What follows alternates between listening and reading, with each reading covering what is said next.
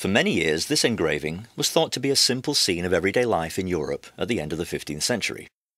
Two peasants, a man and a woman, stroll together through an undefined open space.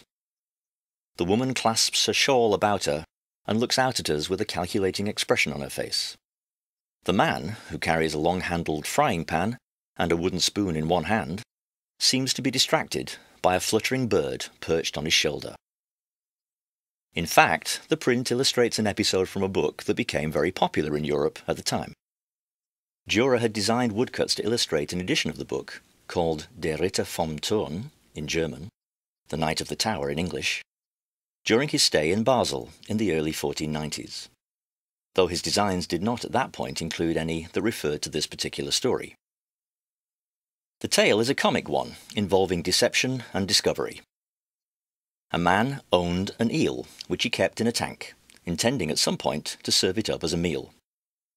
One day, when the man was away from home, his wife and her friend ate the eel, and when the husband came back, she told him it had been carried off by an otter.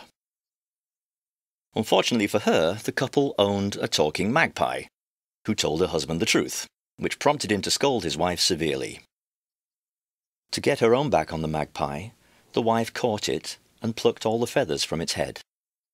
And from then on, whenever the bird saw a bald man, it said, "So, you've been talking about the eel too." While the subject may be light-hearted, the situation is serious for the participants, and Dürer has captured some of this farcical drama in his print.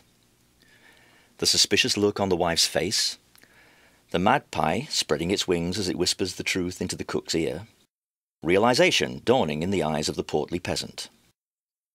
In this and a number of other engravings, Dürer demonstrated that he could depict comedic situations as effectively as he illustrated the terrifying scenes of the apocalypse and other tragic narratives.